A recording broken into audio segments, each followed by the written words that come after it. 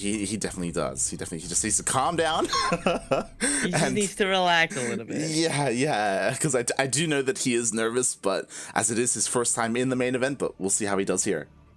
I believe in him. And speaking of believing in him, joining us in the top right-hand corner of the map, Oxide LE, the first map of the main event.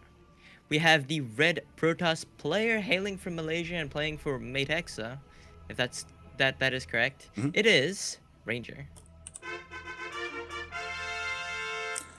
And spawning in the bottom left-hand corner of Oxide LE, we have the Blue Zerg player hailing from the land of, or representing, I should say, New Zealand. It is, of course, RiSky. Giving some love to old mate Pez. Yep, there he is. The dispenser. I did not know that he was on this clan. Interesting. Oh boy. Yep, he sure is. That is definitely an icon. Yeah. Don't believe I've seen that one before somehow. Yeah. I mean, I believe there was there's a little bit of history between him and Pez, you know, that led to this. I guess question mark. They did have a show match last year. But you know, just giving him some love. Yeah, you know, we all love Pez here. As Oceanic casters, we gotta have our slight regional bias. Yeah. Again, for those who didn't watch the closed qualifiers and even the open qualifiers, they were pretty intense. Again, like it was very intense, very hectic. There were a lot of players who didn't make it through. There were some who probably were looking to make it through, and yeah, there were some upsets. But in the end, here we have Ranger, who made it through the gauntlet, made it through taking down players like Pez, like Zane, and he's kind of an underdog here. Oh, for sure. He like a lot of people like don't really see him as like a player that can like beat these players and make it to these sorts of events. But he has, and hopefully here he can prove that it was worth it. Yeah, I mean, he still is the best player in Malaysia. And again, it's kind of like last year in Dreamhack Winter, where not a lot of eyes were on Ender. Right? Like, yeah. there weren't that many people, like, you know, who were looking at him to win the entire thing, and then he just came out of nowhere and just looked unstoppable. Yeah, I mean, that's kind of the case with a lot of these Southeast Asian players, because the Southeast Asian scene, not as big, not as well known, it's mostly very regional. Like, you know, players within that region will follow the scene, but not as much outside of it. So, like, the more international audience, like Ender, I mean, he was in the SEA Games, I guess, that was pretty cool. And then he came in and just swept the board. Yeah, exactly. So we'll see if now is the time where he can peak. I know they've both been practicing very hard for this. We do already see, you know, a bit of a transition here as Ranger did open up with a Stargate. We'll see how hard he commits to this. Are we gonna see double Stargate Void Ray? Is it just one? Switch into Twilight Council? Yeah, there's a lot of things that can come off of just a singular Void Ray. We'll have to see as time progresses. Meanwhile, RiSky, very standard, very defensive eco opening. You know, no tech yet. He's got his 3 bases up. Just very normal eco Zerg. Yeah, that's kind of what I'm curious about, to be honest, right? I'm curious about how good RiSky is right now, because obviously he was very dominant last year, but when it comes to current play, like, he's been a little bit inactive. He hasn't been competing that much. You know, there's been rumors that he said himself that, like, he's just not really enjoying the game. He's looking to step away from it. So you know, how does he compare now against Ranger? I mean, we'll have to see. We'll have to see if he manages to make it out of the scene with a bang, or you know, doesn't really do as well as one would hope. Like you said, he was even saying in the pregame lobby that he's not really interested in the game anymore. He doesn't really want to compete. That this might even be his last tournament. So we'll see how his send-off goes. Definitely is. Oh my god, as the Oracle does come in, does deal some worker damage, just barely escapes with his life. At the same time, the Void Ray dives in as well on top of one of these Overlords. Yeah, gonna be able to pick off the Overlord, potentially get a little bit more damage, though the Queens are here. The Spore is on the other side. Quite a lot of Queens here. Pretty healthy number. I myself, a fan of Queens.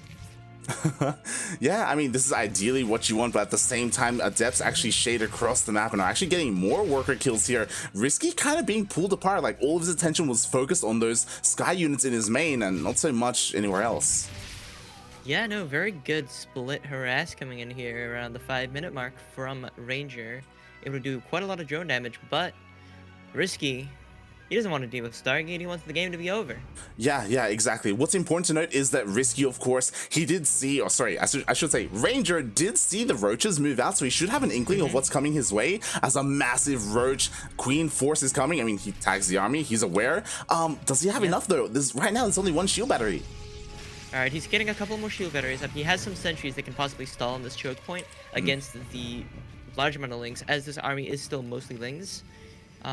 There are a few Ravagers mixed in here, which could cause a problem with the sentries, but he's very far back, he's not able to get the force fields off into the choke point.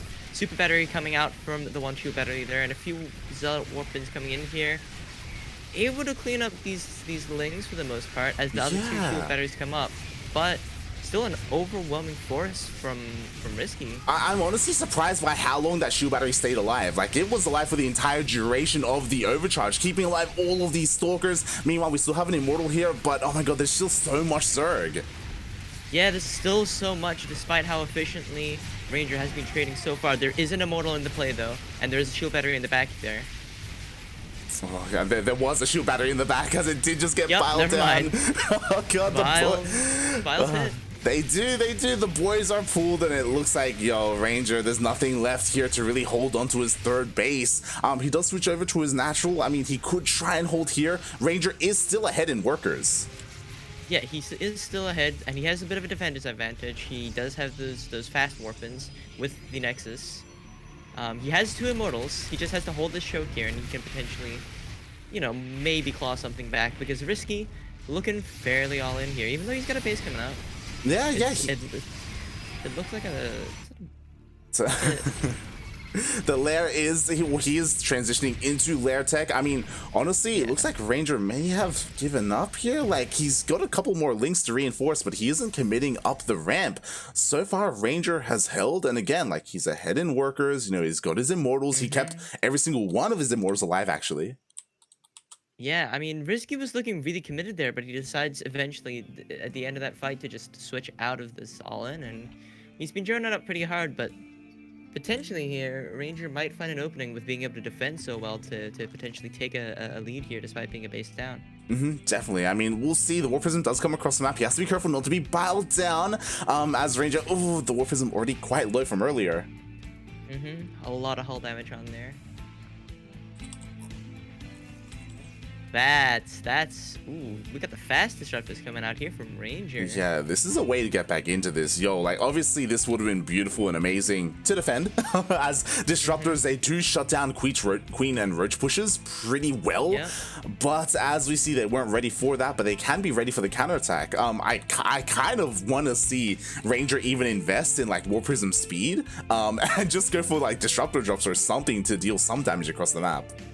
He does have the Robo Bay. He can absolutely dip into that Warp Prism speed to get those Disruptor drops off and give himself a big lead. Disruptor drops can make a game. Oh yeah, they definitely, well, they can make or they can break the game, right? Exactly. If you lose your Disruptors immediately, they're very expensive units, and if it's like 8 minutes in the game, you're not going to be able to pump them out, you know? High risk, high reward, and I feel like that's a lot of Protoss units, really. Like, yeah, basically. But wow, to Ranger. 2 adepts able to take out 7 drones. That's insane. Like, to be fair, RiSky, he did drone up pretty heavily, and again, Ranger is still behind in that respect, but his main army is still looking quite solid, right? He still has all those immortals, you know, the disruptors are coming out. He has tier 3 tech in his army already with the disruptors. And that is pretty game-changing, especially against like a Roach Ravager style of play. Especially since Roach Ravager can be a tech path you can get locked on very easily. Like it's fairly difficult to transition out of Roach Ravager because of the supply inflation. Yeah. and other factors. Definitely.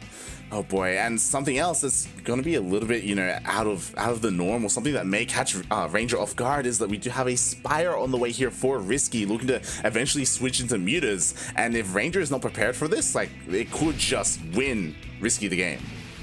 Yeah, but at the same time, this army here could also just win here for Ranger. I mean, True. look at this. He's about to meet the army here in the middle of the map as he's clearing out some creep. And there's 3-4 disruptors in here. Yeah, what I'm concerned about is that, like, Ranger, it feels like he's on a timer, like he's gonna do some damage now. One disruptor goes off, not quite hitting the much. Baneling's coming in. Okay, a disruptor shot onto the Banelings. The force field is good as well. The Bane's not able to get too much damage, but those disruptors up front were caught out. Another disruptor shot coming through. It only gets one, so these disruptors not getting super large amount of value. Exactly, one disruptor does just barely come out, but again, as you said, these disruptors, they've just not paid for themselves.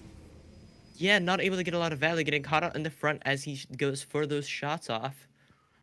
And unfortunately, losing 3 disruptors in that small engagement is really costly here for Ranger. I mean, thankfully, he does have double robo production. We have 2 disruptors coming out at a time, so you can replenish them. But, I mean, we've reached that point where the Spire has finished, and we have mutas on the way. Did he just cancel them? I think he did. He just canceled them. I don't see them. That's why there's blood here on the ground. He had 7 mutas in production, and then he straight up canceled them. Okay, never mind. All right, never mind. Ooh, a lot of Banelings here. Well, I was about to say, hopefully, sentries. Yeah, I guess we do have Blink. So it may have been a mistake because he's rebuilding those mutas. He might have accidentally hit escape. Oh gosh. It feels bad, man. But meanwhile, here comes main armor. Yo, RiSky going for the full surround. Big surround coming in here. A blink away. 2 disruptor shots coming out. Decent value. 1 will go down. The army quite corner here. Massive Baneling connected. The stalkers are just eliminated. And GG gets called. RiSky takes game number 1. Oh, those Banelings onto the stalkers. Jesus Christ. Oh my god. And with that, we'll get ready for game number 2 after this short break.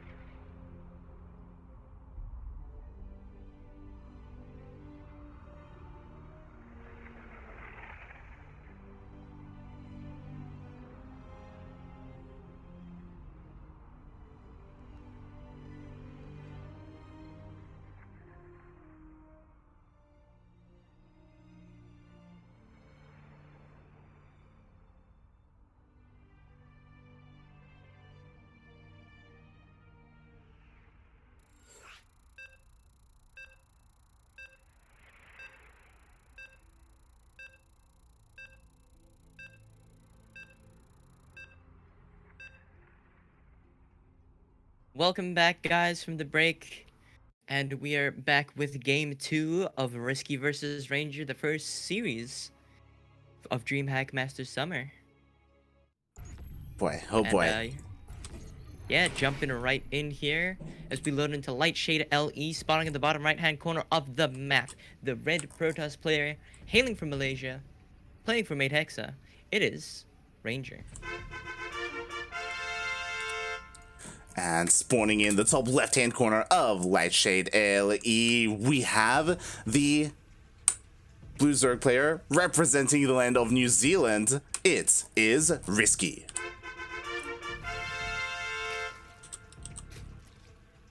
Alrighty, Game 2, Lightshade. We'll see how things go here. RiSky really taking a massive advantage early on in that game, taking out the third base with that Roach Ravager Ling push with the queens in the back. So we'll see if Ranger changes things up in here. Nice. Yeah, Ranger being a little bit annoying. And yeah, it's... game number 1 was a little bit unfortunate. I do believe that Ranger, if only he had scouted that the push was coming a little bit sooner, he would have been able to prepare, right, get his shield batteries up, be able to warp in a little bit more. Again, he didn't realize it was coming his way until it was already halfway across the map. Yeah, exactly. He had one shield battery for the first 20 seconds of that fight, and in that time he lost quite a lot of his forces, and he didn't have a lot to begin with, but he was still able to hold on for quite a while and actually able to defend at the natural. So nothing game ending, but it did put him at a disadvantage because RiSky, instead of deciding to go all in, eventually started droning up towards the end of the fight, which was probably the game winning decision there, honestly, from RiSky. If he had continued pushing all in there, I think he might have lost. Yeah, it's definitely possible. Definitely possible.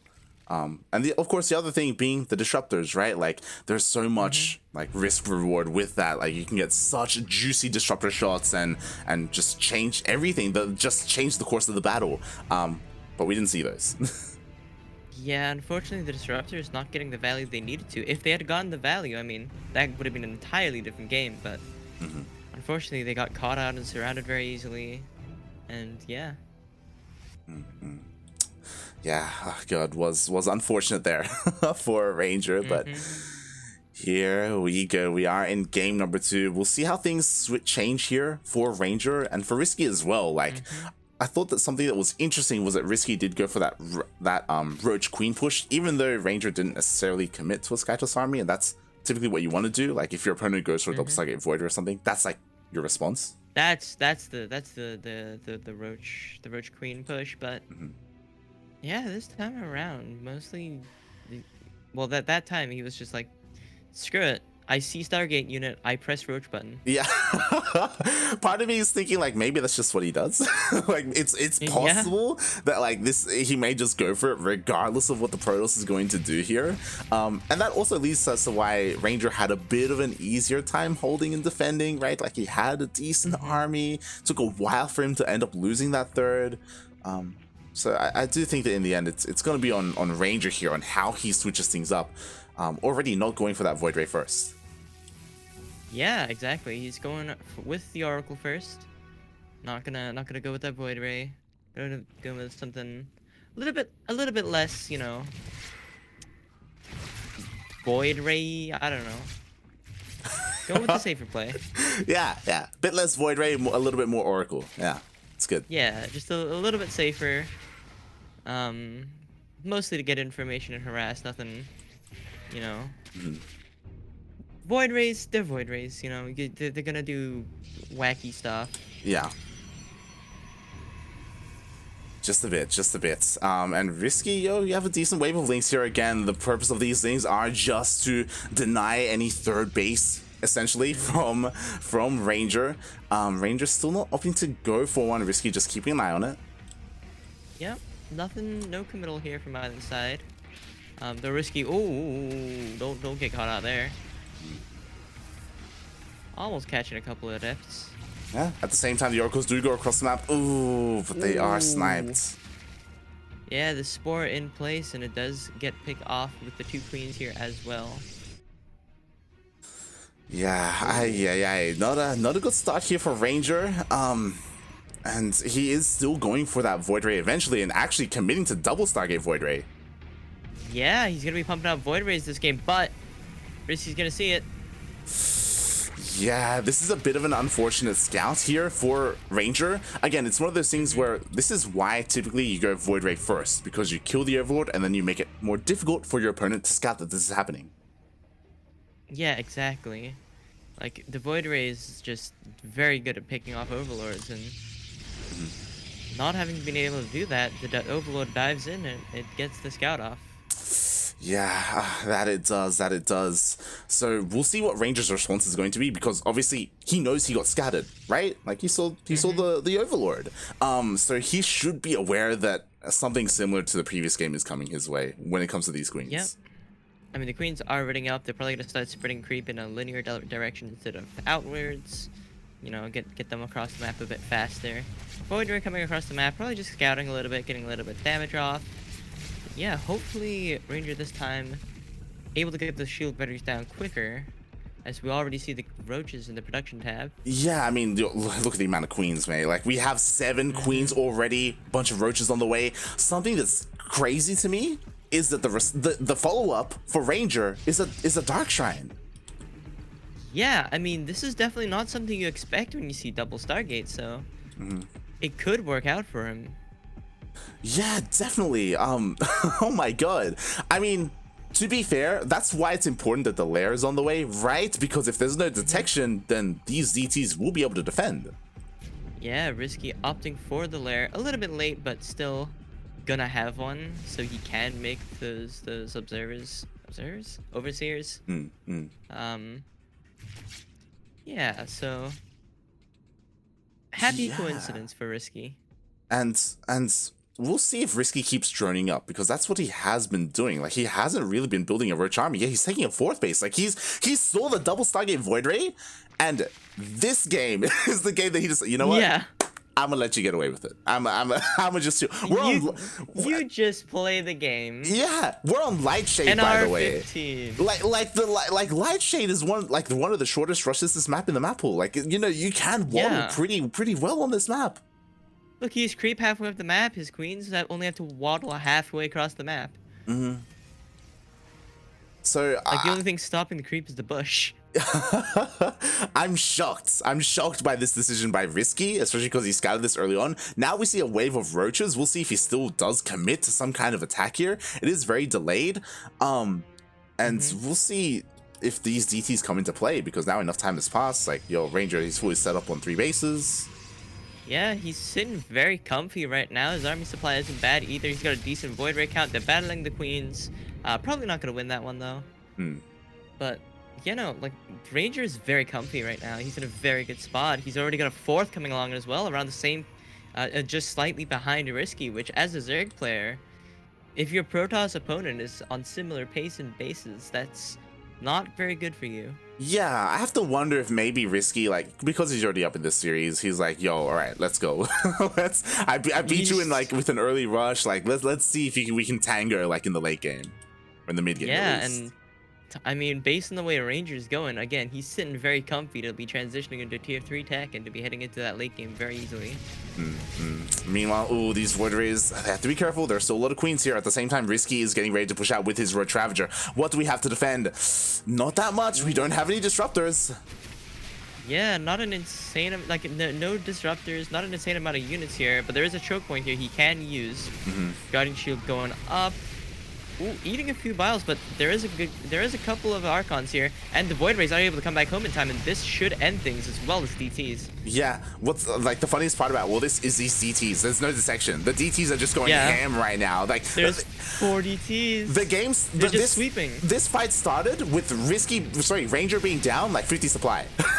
He's still down 50 supply, but around 50 supply, and these DTs they're just going ham. Yeah, I mean, a bunch of Void Rays got taken out by Biles, and the front line on the ground from Ranger was taken out, but the DTs have gone untouched, which is able to keep Ranger alive as he recoups his army. Exactly. Yeah, and able to turn those into Archons too to help replace the Archons lost. And Archons against Ravagers. Okay, Archons against Roaches, not as great, you know, the army keyword, all that. But against Ravagers, this is pure Ravagers. Archons can shred Ravagers. Exactly. But I mean, again, RiSky still has so much supply. Like, he's basically maxed out at this point. Oh my god, Ranger, he needs a miracle to hold here. Yeah, he does lose the sentries. He's getting a shield battery up at least. And he has the Warp Prism there. He has 3 Archons, which can do quite a lot of work against these Ravagers if he doesn't eat too many Biles here. Yeah, the problem is that he has been eating these Biles. Like, oh my god, all the Void Rays are low. Overcharge is finally being used, but again, there's only 1 shield battery. Zealots do come from the back line. Oh, the Void Rays all go down. Void Rays are down, the Queens are still here. These Archons, this one Archon is fighting to stay alive, but there's no shield battery left for him. Alex, it's just Zealots. There's no section. Oh god, you forgot to bring the Overseers. You forgot to bring the Overseers. The DCs they're just going crazy again. They are actually defending for Ranger right now. Ranger lost his whole army and it's like, okay, I have enough. I'm gonna warp in 6 DTs and then wins the fight. Oh my god. What is happening right now? Finally, we do have a couple of Overseers coming in here, but... It's not the prettiest way to win a fight, especially with losing so much and being so far down in army supply. But if it works. The Ranger has been able to make miracles happen here with DTs, but I don't think it's going to be enough to win him the game. Like, he is still, like, down 100 supply. It's crazy. Oh my god. 4 Archons and a Dream. That 3 Archons and a Dream. The Dream is 1 Archon. He's just dreaming, mate. He's just dreaming. Unfortunately,